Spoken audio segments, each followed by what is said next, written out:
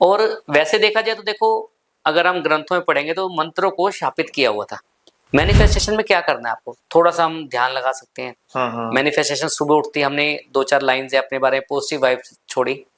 जैसे कई बार क्या होता है कि जैसी संगत वैसी रंगत, हम उससे कितना कनेक्ट हो पा रहे हैं।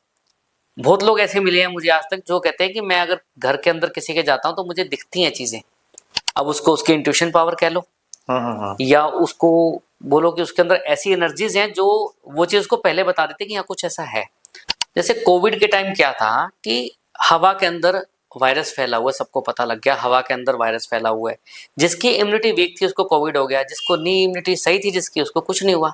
लेकिन इम्यूनिटी हमारे बॉडी का कोई पार्ट नहीं था, हम लोग समझ गए इम्यूनिटी को। ऐसे ही हमारी बॉडी की एक अपर लेयर होती है जिसको हम ओरा बोलते हैं। राइट। अब ओरा जो है जिसकी वीक हो जाएगी, श्रिंक हो जाएगी, पंक्चर हो जाएगी, उसको ये चीजें ज्यादा इंपैक्ट करेंगी, चाहे वो एनर्जी की बात हो, चाहे वो जियोपैथी स्ट्रेस की बात हो। Welcome in another episode of unconditional by Anand. हमारे साथ आज एक बार फिर से हैं प्रवीण खन्ना जी। प्रवीण जी, स्वागत है आपका। नमस्कार जी। आपके पिछले पॉडकास्ट में बड़ा मजा आया, हमने बहुत कुछ जाना जी, वास्तु के बारे में, और एक बार फिर पब्लिक डिमांड पर आप हमारे साथ हैं। धन्यवाद जी। तो आज हम बात करेंगे एनर्जीज की। जी, तो सबसे पहले तो आप यही बताइए कि एनर्जीज क्या है और हमारी लाइफ में क्या रोल है इनका।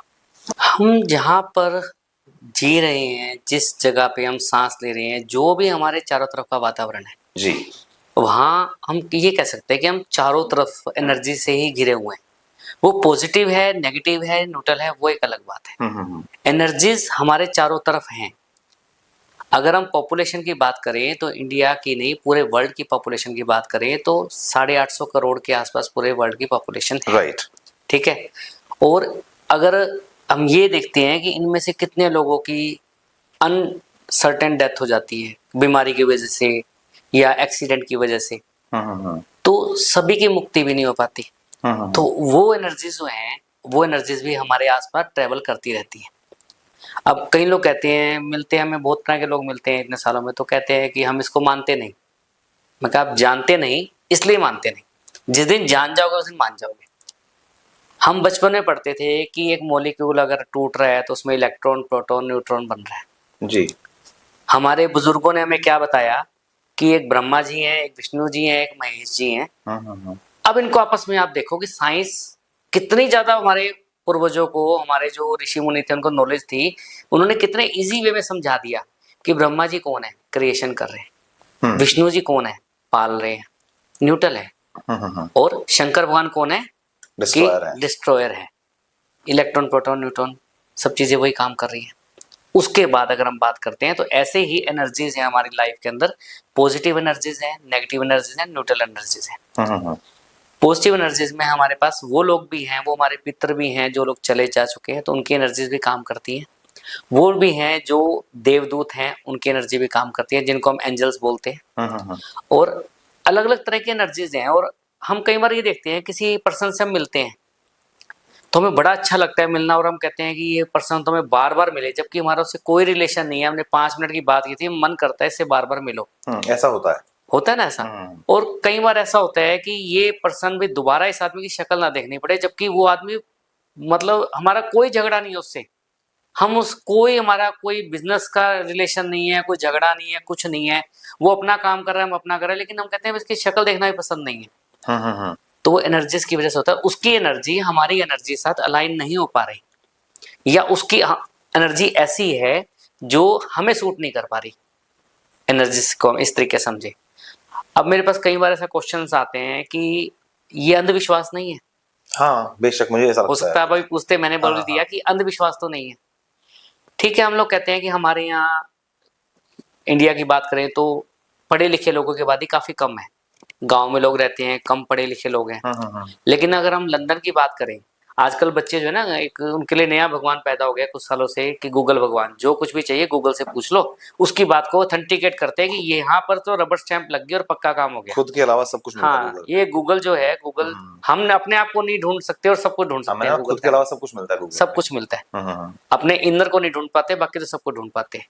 अपने अंदर जो है, जो अंदर छुपा हुआ उसको छोड़ के बाकी सब कुछ गूगल पे ढूंढना चाह रहे हैं। तो उसमें आप लिखो सिक बिल्डिंग इन लंदन, लंदन के अंदर सिक बिल्डिंग है, गवर्नमेंट कह रही है कि वहां नेगेटिव एनर्जीज हैं और उसके नियर बाय भी आपको नहीं जाना, नेगेटिव एनर्जीज को वहां पे सिक बिल्डिंग बोल रहे हैं। हमारे यहाँ पे उसको ठीक है आसान भाषा में समझाने के लिए बता दिया कि नजर है जी, इसको क्या नाम है, यहाँ भूत प्रेत है, वो चीजें हैं, लेकिन उसके ग्रेड बना दिए आजकल के लॉजिकल साइंस ने कि ये इस पावर की चीज है और उसको उसी पावर से उसको हम खत्म भी कर सकते हैं। क्या वो हमारे आसपास घरों में बिल्कुल हर जगह अवेलेबल है? हर जगह अवेलेबल है। हम उससे कितना कनेक्ट हो पा रहे हैं। बहुत लोग ऐसे मिले हैं मुझे आज तक जो कहते हैं कि मैं अगर घर के अंदर किसी के जाता हूं तो मुझे दिखती हैं चीजें। अब उसको उसकी इंट्यूशन पावर कह लो या उसको बोलो कि उसके अंदर ऐसी एनर्जीज हैं जो वो चीज उसको पहले बता देते हैं कि यहाँ कुछ ऐसा है। और कई बार हम देखें किसी के घर जाके बड़ा अच्छा फील होता है। कुछ घर ऐसे होते हैं, हमने मकान बनाया बहुत अच्छा बनाया, जैसे हम पिछली बार वास्तु के हमने पिछले उसमें टॉपिक में बात की थी, तो वास्तु में क्या होता है, हमने मकान बनाया, वास्तु नहीं करवाया घर का, घर बहुत अच्छा बना, जो आ रहा है अभी मकान तो बहुत अच्छा है, लेकिन घर आते हैं ना कुछ अच्छा फील नहीं हो रहा, पॉजिटिव वाइब नहीं आ रहे, सुंदर बहुत बना हुआ है। तो आर्किटेक्ट इंटीरियर डिजाइनर ने सुंदर तो बना दिया, लेकिन हमने उसमें छोटी छोटी चीजों का वास्तु का ध्यान नहीं करा और उसकी वजह से नेगेटिव एनर्जीज वहां पे इंपैक्ट कर गई। तो एनर्जीज जो है वो एनर्जीज वहां से भी आ जाती है। जहां जैसे हमारा टॉयलेट है घर का, तो नेगेटिव एनर्जीज का सोर्स है, सोर्स है। हमने उसका ध्यान नहीं करा ढंग से कि हमें कहाँ पर होना चाहिए कहाँ नहीं होना चाहिए, तो वो चीज इंपैक्ट करती है। और उसके अलावा जो चीजें जैसे मैंने आपको बताया, किसी की ऐसी जगह पे डेथ हो गई और उसकी तृष्णा खत्म नहीं हुई, जिसको हम सिंपल भाषा में कहते हैं कि उसका मुंह रह गया, कोई किसी का कोई ऐसा रह गया कि मेरे तो बच्चे वो छोटे थे और उसका टाइम पूरा नहीं हुआ। टाइम पूरा को जैसे हम ये कह सकते हैं, जैसे लोग कहते हैं ना कि इसकी इतनी उम्र थी, कितने साल का, जैसे किसी डेथ पे जाते हैं कितने साल का था जी, हम तो उम्र से उसको जज करते हैं ना, इतने 50 साल की डेथ होगी, 60 साल का हो गया, 70 का हो गया, लेकिन सालों से कोई लेन देन नहीं है। जो भी हम जिंदगी को जी रहे हैं वो श्वास के हिसाब से, कितने सांस हमने लिए, सांसों पर आधारित है। तभी तो जो ऋषि मुनि ध्यान तप कर रहे हैं वो सांस चढ़ा के, सांस को रोक के और बैठे तपस्या कर रहे हैं और कई के साल तक उनकी लाइफ वहीं आके स्टेबल हो जाती है। और जब वो बताते हैं कि मेरी उम्र 125 साल है, 150 साल है, तो हम लोग कहते हैं ऐसा थोड़ा ना होता है, झूठ बोल रहा है आदमी, लेकिन वो झूठ नहीं बोल रहा, उसने उस लेवल तक अचीव करा हुआ है। स्वर विज्ञान भी एक विज्ञान है जिसमें हम अपनी सांस को रोकना, उसके हिसाब से चलना सीख जाते हैं। दोबारा एनर्जी पे आते हैं हम लोग। हाँ जी। जियोपैथी स्ट्रेस जी क्या है, ये कैसे पता लगाते हैं इसका? देखो, जियोपैथी स्ट्रेस की अगर हम बात करें, ये भी एक तरह की एनर्जी है। ये एनर्जी हम कहाँ ढूंढते हैं, कैसे पता लगता है? हमारी जो जहाँ अर्थ है, जहाँ पर हम रह रहे हैं, जहाँ मकान बना रहे हैं, जहाँ पर हम रह रहे हैं, तो उसके नीचे जो है, जमीन के नीचे प्लेटें हैं, सबको पता है जी। वो प्लेटें आपस में टकराती हैं। तो जहां पर वहां स्ट्रेस जो एक तो होता है कि ज्यादा लेवल पे टकरा रही है तो भूकंप आता है, पता है सबको, हमें वही पता है, भूकंप आता है। लेकिन रेगुलर भी उनमें हलचल रहती है, और जहां पर वो आपस में क्रैश हो रही है, दोनों आपस में जहां हलचल हो रही है और वहां पर कोई नोडल पॉइंट उसका आ गया, और वहां पर अगर आपका बेडरूम आ गया तो आपको इम्पैक्ट करना शुरू कर देगा। जहां पर आप ज्यादा टाइम बैठ रहे हो, मान लो आपका ऑफिस है और ऑफिस में जहां पे स्टडी टेबल है वहीं उसके नियर बाय नोडल पॉइंट आ गया, तो आप मेंटली डिस्टर्ब रहोगे। तो ये एनर्जीज जो हैं, और बड़ा इजीली से मैं आपको रोड्स दिखाऊं तो इस तरह की रोड्स हैं, टेक्निक और भी है, लेकिन ये इजी वे है। जहां पर स्ट्रेस आ रहा है हम उसको निकाल के, पॉइंट निकाल के वहां पर हम इसको प्लेस कर देते हैं और उसके बाद वो चीजें खत्म हो जाती हैं। नेगेटिव एनर्जीज के साथ साथ हम जियोपैथिक स्ट्रेस जो है हर घर में तकरीबन चेक करते ही करते हैं। और जहां फ्लैट्स हो, जैसे अब दिल्ली की अगर बात करें, पूरी की पूरी दिल्ली ही नीचे से खुदी हुई है, कहीं मेट्रो जा रही है, कहीं क्या जा रहा है, तो वहाँ जियोपैथिक स्ट्रेस जितना ज्यादा हम डिस्टर्ब करेंगे हमारी अर्थ को, उतना ज्यादा जियोपैथिक स्ट्रेस जो है एक्टिवेट होगा ही होगा। अब ये कहें कि आज आने लग गया, पहले क्यों नहीं था? पुराने जमाने में हम गोबर से घर लिपा करते थे, मिट्टी से घर लिपा करते थे, और वो जियोपैथिक स्ट्रेस को बहुत हद तक, क्या मैं कहता हूँ कि 100% कंट्रोल कर लेता था। मैं बीच में रुकूंगा आपको एक बार प्रवीण जी, कि आपने कहा कि जो जियोपैथी स्ट्रेस है वो हम पता लगाते हैं कि जमीन के नीचे अगर कोई प्लेट्स आपस में रगड़ खा रही हैं, कोई रेजिस्टेंस है, तो वहां से वो होता है। तो आजकल तो फ्लैट बने हुए हैं जी, टावर बने हुए हैं जी, एक 20 टावर 50 टावर 50 माले की बिल्डिंग बनी हुई है, तो उसमें तो सबके पास सेम जियोपैथी स्ट्रेस होना चाहिए, परंतु कोई खुश है कोई नाखुश है। हाँ, इसमें कहाँ फर्क आता है मैं आपको बताता हूँ। अभी मैंने पीछे एक भिवाड़ी में, राजस्थान के अंदर एक मैंने करा था टावर को। जियोपैथिक स्ट्रेस हमने जिस भी फ्लैट में जा रहे हैं, लेकिन मान लो वो 12 मंजिल का टावर है, राइट, थर्ड फ्लोर वाले ने वहां पे ट्रीटमेंट करवा लिया, वास्तु करवा लिया और साथ में जियोपैथी स्ट्रेस निकलवा लिया, तो उससे ऊपर वो नहीं जा पाएगा जियोपैथी स्ट्रेस। तो ऊपर मान लो थर्ड के बाद जितने भी फ्लोर रह गए 12 तक, उनका ऑटोमेटिक रिमूव हो गया। तो हम ये कोशिश ये करते हैं कि जहां जियोपैथी स्ट्रेस आया तो उसको बिल्कुल नीचे के लेवल से करवा दें, जहां पार्किंग बनी होती है, उस घर की जहां पार्किंग बनी हुई है, तो कोशिश ये करते हैं कि वहीं पे जाके हम उसको स्ट्रेस को रिमूव कर दें। अगर वहां पे आ रहा है तो, अगर वहां जियोपैथी स्ट्रेस आ रहा है तो नीचे कर देंगे, तो हमने तो काम कराना ही है। मान लो थर्ड फ्लोर वाला मेरे पास आया कि मुझे काम करवाना है, मुझे प्रॉब्लम है, राइट। फिर अब इम्पैक्ट वाली बात ये भी आपको मैं बताता हूँ। पहले बता रहा हूँ कि थर्ड फ्लोर वाला हमारे पास आ रहा है कि मुझे यहाँ पे परेशानी हो रही है, मैं जैसे इंसोम्निया है कि मुझे नींद नहीं आ रही, मुझे परेशानी है और स्ट्रेस लेवल बहुत ज्यादा बढ़ चुका है, या किसी को बीमारी रिकवर ही नहीं हो पा रही, टेस्ट करवा रहा है और मतलब परेशान जैसे हो जाते हैं ना कई बार लोग, तो वो तभी हो जाते हैं वास्तु के पास। पहले तो उसे लग रहा है कि क्यों खर्चा करना, तो वो आया मेरे पास, मैंने उसे देखा कि वास्तु की दिक्कत है और साथ में वो भी कर दिया, और जियोपैथी स्ट्रेस जो है वो निकल के आ रहा है, या 2 या 3 पॉइंट जो भी आए। तो हम क्या करते हैं, उसी की परमिशन से या जो सोसाइटी है उनसे बात कर लेते हैं कि जो बिल्कुल बेस है हमारा, जहाँ से वो फ्लैट शुरू हुए बनने, हम वहां पर जाके ट्रीटमेंट करते हैं। पेमेंट एक ने देनी है, चाहे उसके फ्लैट में करें चाहे ऊपर करें, वो देने के बाद कम से कम आगे का भला ऑटोमेटिक हो गया, पहली चीज। दूसरा ये होता है कि आपने कहा कि एक फ्लोर वाले को दिक्कत है, दूसरे वाले को नहीं है, चौथे वाले को दिक्कत है, छठे वाले को नहीं है। तो वो क्या होता है, अभी आपने एक इम्यूनिटी वर्ड सुना होगा, सब डॉक्टर के पास जाते होते, बोला आपकी इम्यूनिटी वीक है जी, आप ये खाओ, आपकी इम्यूनिटी वीक है जी। तो आप ये बताओ, हमने बॉडी पार्ट सब पढ़े हुए हैं, इम्यूनिटी हमारा कौन सा बॉडी का पार्ट है? हार्ट है, किडनी है, लंग्स है, पेनक्रियाज है, हमें सब पता है, आईज हैं, शोल्डर हैं, सब पता है हमें, बोन्स हैं सब जगह पे। तो इम्यूनिटी कहाँ पर पड़ी है? इनविजिबल चीज है जिसको हम समझ रहे हैं, सिर्फ वो दिख नहीं रही। इम्यूनिटी एक वो चीज है जो हमें समझ रहे हैं, दिख नहीं रही। यानी कि अगर हम डॉक्टर बोलता है आपकी इम्यूनिटी वीक है, कि 10 आदमी अगर 10 लोग बैठे हैं और एक आदमी को अगर कोल्ड हो गया, जिसकी इम्यूनिटी वीक होगी उसको जल्दी हो जाएगा। जैसे कोविड के टाइम क्या था कि हवा के अंदर वायरस फैला हुआ है, सबको पता लग गया हवा के अंदर वायरस फैला हुआ है, जिसकी इम्यूनिटी वीक थी उसको कोविड हो गया, जिसको नहीं इम्यूनिटी सही थी जिसकी, उसको कुछ नहीं हुआ। लेकिन इम्यूनिटी हमारे बॉडी का कोई पार्ट नहीं था, हम लोग समझ गए इम्यूनिटी को। ऐसे ही हमारी बॉडी की एक अपर लेयर होती है जिसको हम ओरा बोलते हैं, राइट। अब ओरा जो है जिसकी वीक हो जाएगी, श्रिंक हो जाएगी, पंक्चर हो जाएगी, उसको ये चीजें ज्यादा इंपैक्ट करेंगी, चाहे वो एनर्जी की बात हो, चाहे वो जियोपैथी स्ट्रेस की बात हो। अगर उसकी ओरा वीक है, किसी पर्सन की ओरा वीक है, तो उसके साथ क्या होगा, उसके साथ ये दिक्कतें आनी ज्यादा हो जाएंगी। और इसका सबसे पहला सिम्टम क्या होता है कि वो डॉक्टर के पास जा रहा है, टेस्ट नॉर्मल आ रहे हैं, सब कुछ नॉर्मल आ रहा है। मेरे पास से बहुत पेशेंट आते हैं कि सब टेस्ट नॉर्मल है, घर वाले कहते हैं पता नहीं आप जान करके खर्चा करा रहे हो या आप पागल हो या क्या हो, टेस्ट सही है लेकिन मैं अच्छा फील नहीं कर रहा। टेस्ट में कुछ नहीं आ रहा, रिपोर्ट्स में कुछ नहीं आ रहा, ब्लड टेस्ट करा लिया, यूरिन टेस्ट करा लिया, एमआरआई करा लिया, सीटी स्कैन करा लिया, 15-15, 20-20 पेज की रिपोर्ट्स लेके आते हैं मेरे पास, और मैं कहता हूँ क्यों लेके आए, इसमें कुछ है ही नहीं। बोले यही तो हम कह रहे हैं, इसमें कुछ नहीं है लेकिन मैं अच्छा फील नहीं कर रहा। तो कारण वहां पे 90% हमें यही मिलता है कि जियोपैथी स्ट्रेस या नेगेटिव एनर्जीज, वो एनर्जीज उसको तंग कर रही है, वो अच्छा फील नहीं कर पा रहा। राइट। तो जैसे आपने हर एग्जांपल दिया डॉक्टर के साथ लगा करके मिला करके, तो मैं उसी भाषा में पूछता हूँ कि हम डॉक्टर के पास 2 तरीके से जाते हैं। एक तो तब जाते हैं जब हम बीमार हो जाते हैं। हाँ जी। एक हम चाहते हैं कि हमें डॉक्टर कुछ ऐसा बता दे कि हम बीमार ना हो जी। एनर्जी के केस में ऐसा क्या करें कि हमें नेगेटिव एनर्जीज या इस तरह का जो जियोपैथी स्ट्रेस है वो परेशान ना करे? देखो, एनर्जी के लिए हमें सबसे अच्छा है कि हमें अपने ऊपर फेथ होना जरूरी है, पहली चीज। मैं ये नहीं कह रहा कि आप किस धर्म को मानते हैं, किस भगवान को मानते हैं, उससे कोई फर्क नहीं पड़ता। आपको मैनिफेस्टेशन जरूर करना चाहिए कि मैं हेल्दी हूँ, मैं ठीक हूँ, और मैं इतना कैपेबल हूँ कि मैं अपने सारे काम खुद कर सकता हूँ, मेरी ओरा बहुत स्ट्रॉन्ग है। आप इतना मैनिफेस्टेशन तो करना शुरू करिए। मैनिफेस्टेशन में क्या करना है आपको, थोड़ा सा हम ध्यान लगा सकते हैं। मैनिफेस्टेशन सुबह उठती हमने 2-4 लाइन से अपने बारे में पॉजिटिव वाइब छोड़ी।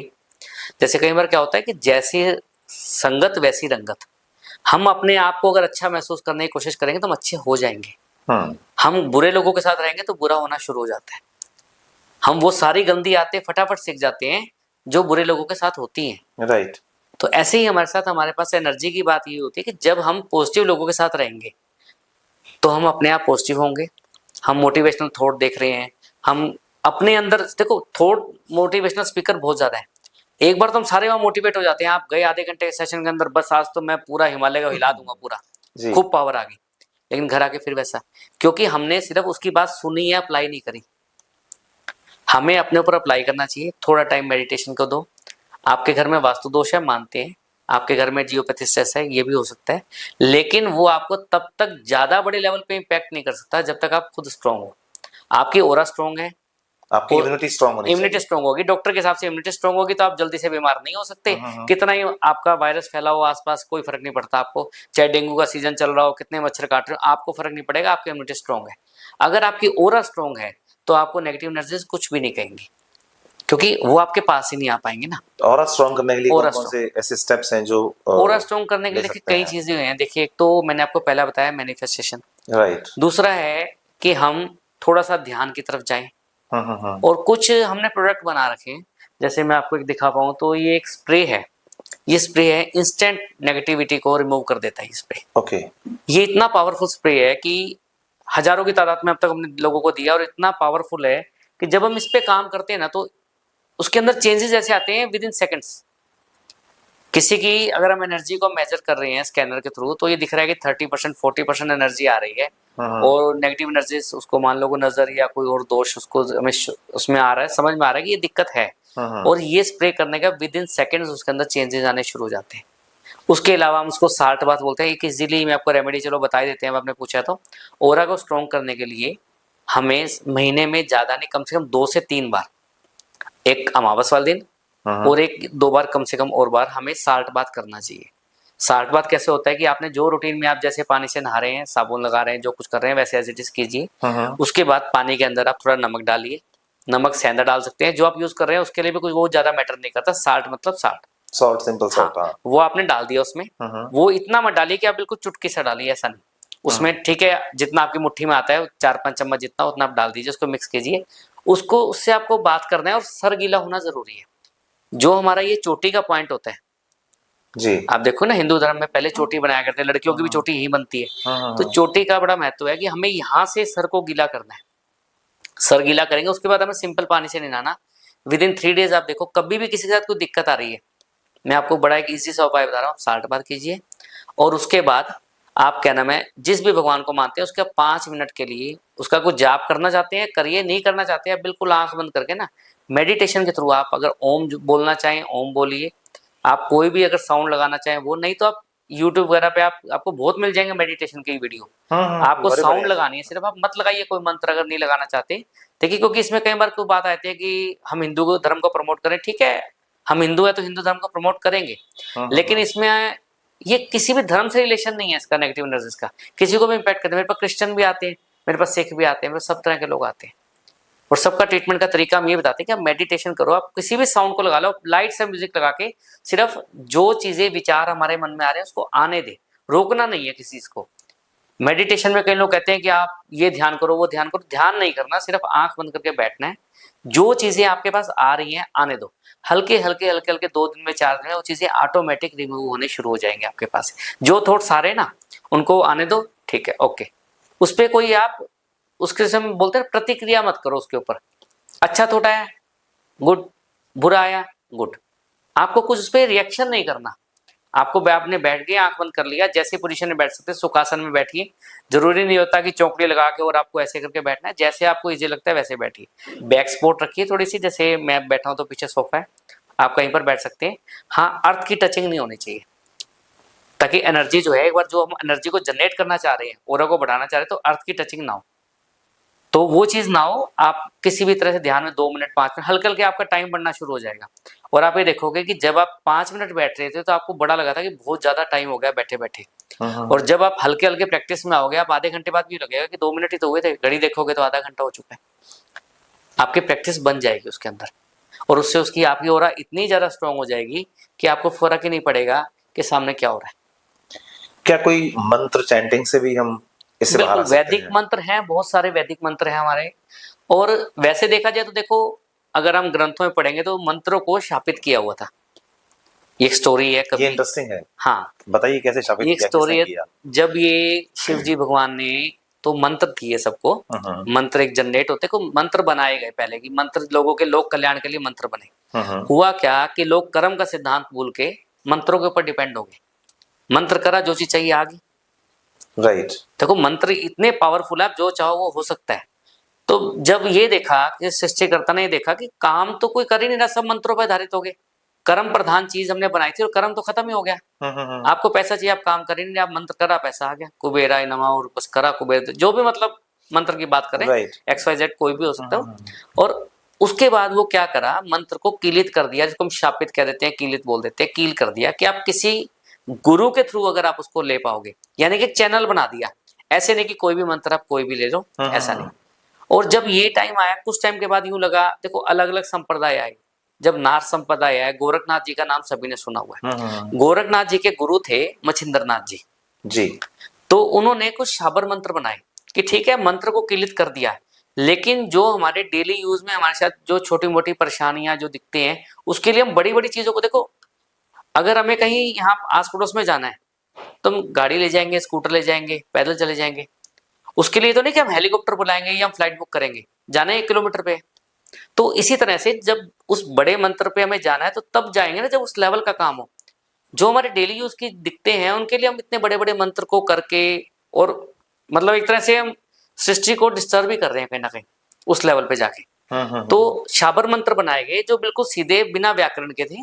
वो शाबर मंत्र वो मंत्र हैं जिसको आप इजीली बोल सकते हैं, और उसमें किसी ना किसी देवता को, भगवान को बाउंड कर दिया गया कि आप मेरा एक काम करो। जैसे अगर मान लो मैं लक्ष्मण भगवान से अगर काम कराना चाहता हूँ या हनुमान जी से कराना चाहता हूँ और उनको राम जी की कसम दे दूं, तो सीधी सी बात है, सबको पता है जी भी चलता है, वहां चलेगा, सब चलता है। अच्छा, मुझे वैसे यही चलता है कि आपने कसम दे दी। शाबर मंत्र बने इसी हुए हैं कि उसमें राम की दुहाई, शिव की दुहाई, काली की दुहाई, इस तरह से मंत्र होते हैं। तो मंत्र जो है बहुत ज्यादा, बहुत जल्दी इफेक्टिव है, लेकिन वो हमारे डेली यूज के होते हैं। जैसे हम बाहर जा रहे हैं, कोई काम नहीं बनना तो उसके लिए अलग मंत्र है, कोई अगर परेशानी कोई और आ गई इस तरह की तो उनके अलग अलग मंत्र हैं। तो मंत्र ऐसे देखो चैनल पे डिस्क्लोज नहीं करना चाहिए, किसी को अगर चाहिए होगा तो दे देंगे, वो कोई दिक्कत नहीं। लेकिन हर तरह का मंत्र हम ऐसे चैनल पे डिस्क्लोज नहीं कर सकते। हाँ ये बता सकते हैं, जैसे आप देखो वैष्णो देवी का लाइव प्रोग्राम आता है जी, सुबह सुबह, उसमें वो एक मंत्र चैंट कराते हैं, ओम एम ह्रीम क्लीम चामुंडाई विच्छे जी। तो अब हमें ये समझना पड़ता है कि वो मंत्र बोल दिया, वो पढ़ रहे हैं, रोज पढ़ रहे हैं, अच्छी बात है आप पढ़ रहे हैं, लेकिन उसका मतलब क्या है। ह्रीम जो है वो शक्ति का रूप है। ह्रीम जो है, अगर हम महाविद्या की बात करते हैं तो जो हमारी 8वीं महाविद्या है तो उसमें माता बगलामुखी का नाम आता है, तो ह्रीम उनका मंत्र है, शक्ति का मंत्र है। आपको अगर पूरे मंत्र नहीं आते, आप ह्रीम का जाप ही करते हैं तो भी चीजें पॉजिटिव होने लग जाती है, लेकिन वो आपको कहीं से मिला हो या आपने उसको प्रॉपर सिद्ध करा हो। ऐसे क्लीम मंत्र है, क्लीम मंत्र जो है कामाख्या देवी का मंत्र है, तो ये हम काली का मंत्र ही बोलते हैं। तो वो मंत्र जो है आप अलग अलग पार्ट को जोड़ के बना दिया वो एक मंत्र। आप एक सिंगल वर्ड को भी मंत्र बना सकते हैं और पूरी लाइन को भी मंत्र बना सकते हैं। वो आपको देखना पड़ेगा आपको क्या चीज चाहिए और किसके रिगार्डिंग कर रहे हैं। लेकिन एक चीज ये बड़ा क्लियर कर दूं, जितने भी मंत्र हैं ये सब लोक कल्याण के लिए। ये अगर हम गलत तरीके से कहीं पर भी यूज करते हैं तो भाई अपने कर्म खुद ही भुगतने पड़ते हैं, सबको पता है। तो कोशिश ये करें कि हम लोक कल्याण के लिए कुछ भी करें, उसके लिए आप जो अच्छा कर सकते हैं अपनी लाइफ के अंदर। सबको एक ही बार जिंदगी मिली है, जितना ज्यादा बेटर कर सकते हैं किसी का और अपने हाथ से जो हो जाए सबसे अच्छा। अच्छा, मैं पढ़ रहा हूँ कि पिछले जब हमारा पॉडकास्ट था उसमें कुछ लोगों ने पूछा है कि हमने बीच में बात की थी कलर थेरेपी की। हाँ जी। और रंगों से भी जो है वो फॉर्च्यून चेंज हो सकता है। जी जी बिल्कुल। तो उस बारे में कुछ डिटेल में बात नहीं हो पाई थी। हाँ। तो आज मैं इस मौके का फायदा उठाऊंगा जी। बताइए थोड़ा सा कि कैसे वो कलर से हमने जो पीछे बात की थी पिछले पॉडकास्ट में, उसमें था कि हमने आपको बताया था, आपने पूछा था कि अगर कोई पर्सन ऐसा है कि वो कहता है कि मेरे पास पैसे नहीं है और मैं वास्तु कैसे ठीक कर पाऊं, तो हमने कहा था कलर थेरेपी से भी कर सकते हैं। जी जी जी।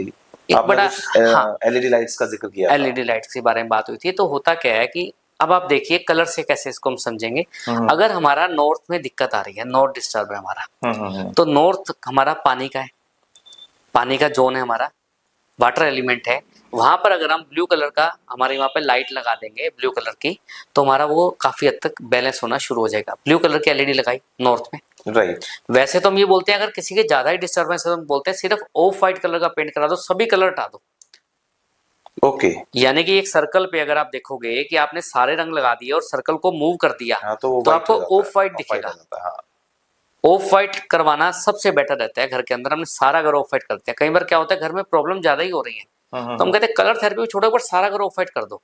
और ऑफ व्हाइट करने के लिए सिर्फ पुट्टी करानी होती है, कुछ भी नहीं कराने की जरूरत। सिंपल कलर कराना है ना, सिंपल प्राइमर करा दो सारे घर में। आप मत कराओ बड़े बड़े कलर, सिंपल प्राइमर करा दो। वो भी नहीं करा सकता तो हम कहते हैं जहां पर अग्नि कोण होना चाहिए वहां रेड कलर का आप एलईडी लाइट या बल्ब लगा दो। हाँ, ऑन ऑफ का बटन ही हटा दो, वहां से वो ऑन ही रहे, ऑन ही रहे वहां पे। जहां पर गलत जगह गलत चीज बन गई, जहां पे नेगेटिव एनर्जी जा रही, वहां रेड कलर की रोशनी जानी चाहिए। रेड कलर की रोशनी जाएगी तो ऑटोमेटिक वो चीजें जो हैं उसका इम्पैक्ट होना कम हो जाएगा। जैसे आपने देखा होगा घरों में हम जा रहे हैं तो 7 घोड़ों की फोटो लगाई होती है, आजकल बहुत फेमस हो गई है। बहुत ट्रेंड। लेकिन ये नहीं देख रहे उसके बैकग्राउंड में क्या है। 7 घोड़े अच्छे हैं, 7 घोड़े सूरज का कहते हैं, सूरज का जो रथ है वो 7 घोड़े वाला है। लेकिन अगर ये बात करें उसके पीछे उगता सूरज है कि छुपता सूरज है, उसके पीछे समुंदर है या उसके पीछे क्या है, तो ये बड़ा इम्पैक्ट करता है। अब हमें ये पढ़ा है जब भी हम देख रहे हैं कि समुंदर की तरफ हमेशा सूरज छिप रहा है और वो पीछे समुंदर लगा के ईस्ट की तरफ लगा दिया, तो अपने छुपते सूरज की फोटो लगानी अच्छी रहेगी घर में। कोई भी चीज अब उग रही है, उगता सूरज हमें अच्छा लग रहा है, छुपता सूरज जो है हमारी डलनेस की निशानी हो जाती है कि हम चीज को खत्म कर रहे हैं, खराब कर रहे हैं। रात हो रही है अब हमारी जिंदगी में, नया सवेरा हर किसी को अच्छा लगता है, तो आप वहां पे उगते सूरज की होनी चाहिए ना बैकग्राउंड में। अब पीछे फायर बनी हुई है, घोड़े दौड़ रहे हैं और हमने लगा दिया नॉर्थ पे, बहुत ज्यादा डिस्टर्ब कर दिया क्योंकि नॉर्थ पानी का है। हाँ, नॉर्थ पानी। आप छोटा सा फाउंटेन लगा लो, मैं नहीं कहता कोई 50,000 का फाउंटेन लगाओ, 400-500 रुपए का फाउंटेन मिल जाता है, छोटा सा पानी चलता है। उसमें क्या होता है, कूलर में लगने वाली छोटी सी मोटर लगी होती है, क्या खर्चा उसका, कुछ भी नहीं, आधा घंटा 1 घंटा चला दो, उसके अंदर पानी चेंज करते रहो उसका कभी कभार। इतना आपका इम्पैक्ट है, इतना उसका इम्पैक्ट आएगा, आप हैरान हो जाओगे कि हुआ क्या, ये छोटा सा लगाने से फर्क पड़ गया। बहुत चीजें ऐसी। इतने ग्रह और नक्षत्र इतना काम करते हैं हमारे जीवन पर। हाँ जी, बहुत ज्यादा। कारण क्या है कि आप ये देखो, कई लोग ये कहते हैं कि इतने किलोमीटर दूर, लाखों किलोमीटर दूर, गिनती भी नहीं, मतलब लाखों किलोमीटर दूर ग्रह हैं और हम यहाँ बैठे, हम पे क्या इम्पैक्ट करेगा। बड़ा एक बेसिक सा क्वेश्चन होता है और आजकल के पढ़े लिखे बच्चों का बहुत होता है। मैं नहीं मानता ग्रह वगैरह को, ये ऐसा, ये तो जी आप लोगों ने पैसा कमाने का तरीका बना रखा है। लेकिन मुझे एक बात बताइए, जो ये बच्चे बात करते हैं, मैं उनसे सीधा पूछता हूँ कभी आप सी बीच पे गए? और बच्चे हाँ गए थे जी। आप ये बताओ, आपने बचपन में पढ़ा था एक ज्वार भाटा नाम की कोई चीज होती है कि कभी पानी बढ़ जाता है कभी घट जाता है, वो क्या होता है? वो अंकल वो तो चंद्रमा के हिसाब से होता है ना, 15 दिन में पानी बढ़ता है 15 दिन घटता है, ज्वार भाटा होता है। वो तो हमने पढ़ा था छोटी क्लासों में, 3rd 4th के अंदर आया था हमारे पास। जब आपने वो पढ़ा कि इतना बड़ा विशाल समुद्र जिसका पानी हम इकट्ठा ही नहीं कर पा रहे, चंद्रमा कहाँ इतनी दूर है, वो उस पानी का में हलचल पैदा कर रहा है कि उसको बढ़ा घटा रहा है। हमारी बॉडी में 70% पानी है, हमें चेंज नहीं करेगा। एक बड़ा लॉजिकल सा क्वेश्चन है कि हमारी बॉडी में 70% पानी है, हमारे अंदर कुछ चेंज नहीं करेगा वो चंद्रमा। जब इतना बड़ा समुद्र को कर सकता है तो हमें नहीं कर सकता। हम तो 70% तो है ना, 30% अलग हो गया। इसीलिए हम कहते हैं जिसका चंद्रमा कमजोर होता है उसके मूड स्विंग्स बहुत ज्यादा होते हैं। जिसका चंद्रमा कमजोर होता है वो जल्दी से बात होगी ना, जैसे कहते हैं कि मिनट में गुस्सा कर जाता है, रूस जाता है और क्या नाम है, रोने लग जाता है। बस उसको कुछ कहा नहीं और उसके आंसू आए नहीं। तो ये चीजें देखनी होती है कि कहाँ कौन सा ग्रह हमें इम्पैक्ट कर रहा है। टॉपिक तो अलग है ये एनर्जी से, लेकिन पता होना चाहिए कि जब चंद्रमा की बात हो रही है, चंद्रमा एक सबसे नियरेस्ट चंद्रमा ही है, वो भी इम्पैक्ट कर रहा है इतने बड़े समुद्र को, तो बाकी ग्रह भी करते हैं, कोई इसमें डाउटफुल चीज है ही नहीं। एक बार फिर से आपका बहुत धन्यवाद प्रवीण जी, आपने एक नए टॉपिक पे ज्ञानवर्धन किया, बहुत मजा आया आपसे बात करके। आपसे फिर मिलेंगे एक नए पॉडकास्ट में। दोस्तों, हमारा ये प्रयास रहता है कि हम आपको अपने पॉडकास्ट में वो दिखाएं जो समाज से जुड़ा हो, जो समाज को प्रभावित करे, जो लोगों को प्रभावित करे। यदि आप भी चाहते हैं कि आप कुछ देखना चाहते हैं मेरे पॉडकास्ट में, आप किसी पर्टिकुलर प्रोफेशनल को देखना चाहते हैं, आप किसी पर्टिकुलर टॉपिक पे चाहते हैं, तो आप हमें कमेंट कर सकते हैं और सब्सक्राइब कीजिए मेरा channel unconditional by Anand. Thank you very much.